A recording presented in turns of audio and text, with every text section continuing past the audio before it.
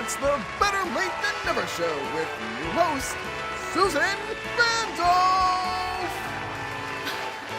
Wow, it is so great to be here, everyone.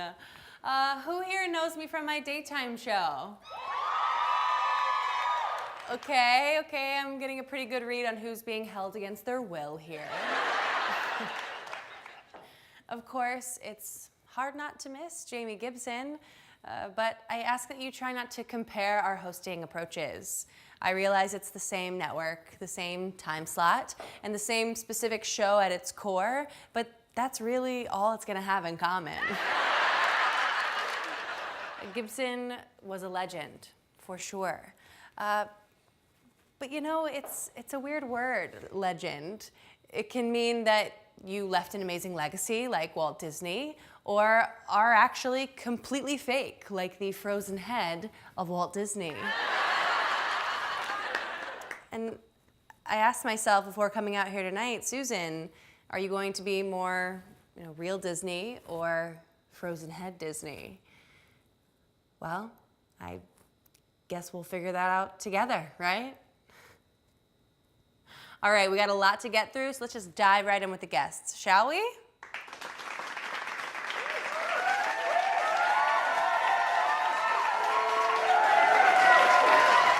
Please welcome Matthew Foley.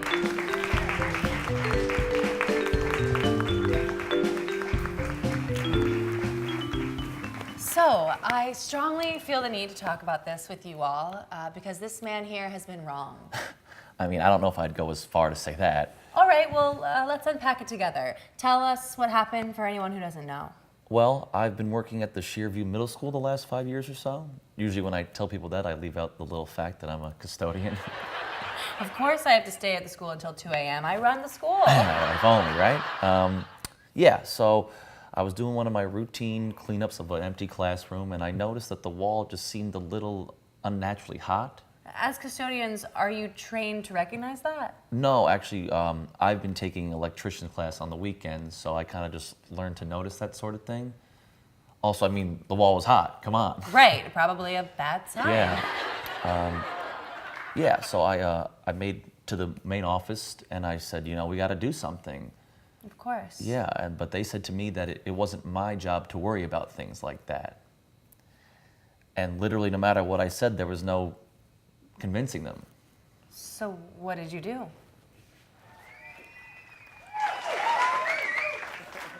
So, Michael, tell us about your new movie, Uber Fail. Well, I'd be happy to, Susan.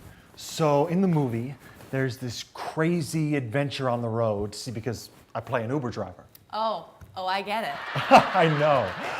The writers are so funny. Oh my God. It's a great movie. I'm very proud. Well, you heard it here first, folks. So in the film... Yeah, wow. So how are we all doing tonight? How about you, Susan? How's this first night treating you? Actually, I'm pretty nervous. I'm a little out of my element. Why, Susan? You're always so funny. The network graduated you to primetime. You got nothing to worry about. No, yeah. From the looks of it, I've graduated to the 3rd grade, apparently. See, isn't she doing great? But yeah, you were saying? So, you started filming in April. It's time to play! Never mind. Gibson Classic Baseball Blast. Oh, the beach. I love the beach. So, you turned off the circuit breaker. Yeah, and then I called the fire department. And were you right? Kind of. They said if I hadn't made that call that it was within the realm of possibility that an electrical fire could have started within a few days. Well, then I think the administration would change their view on it a little bit, because you were completely right.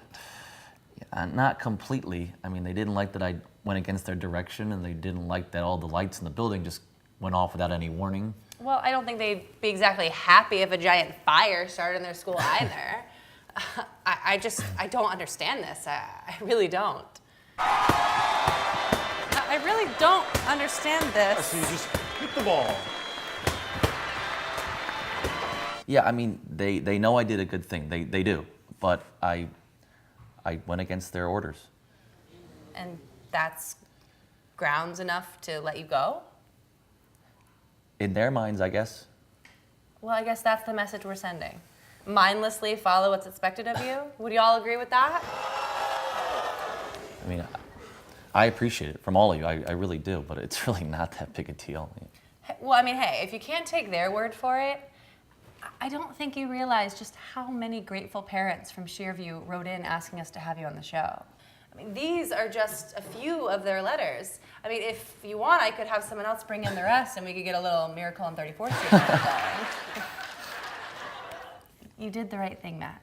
Don't ever doubt it. We'll be right back.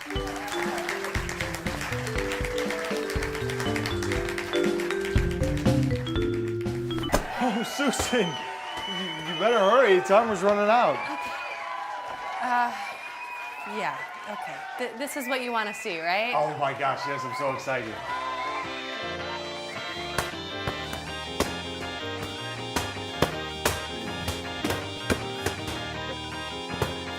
Oh.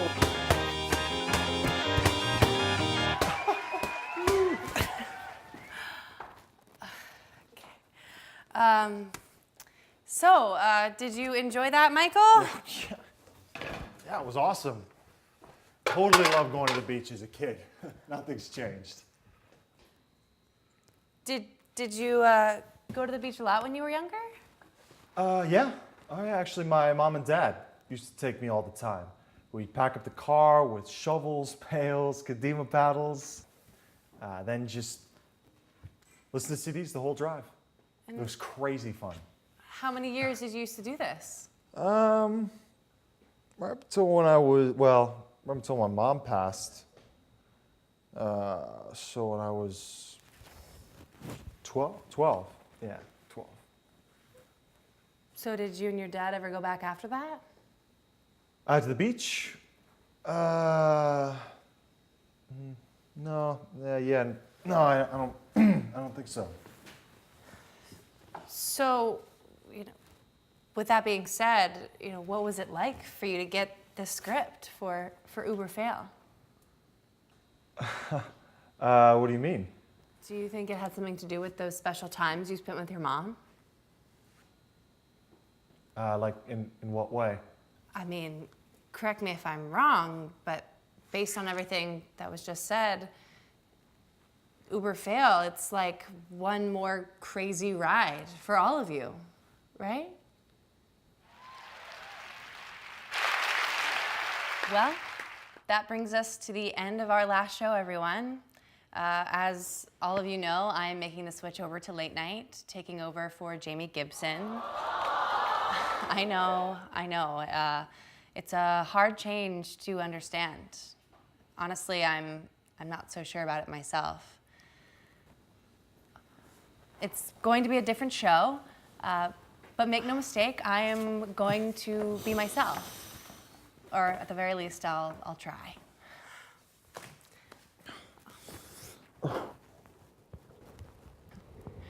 So this isn't goodbye.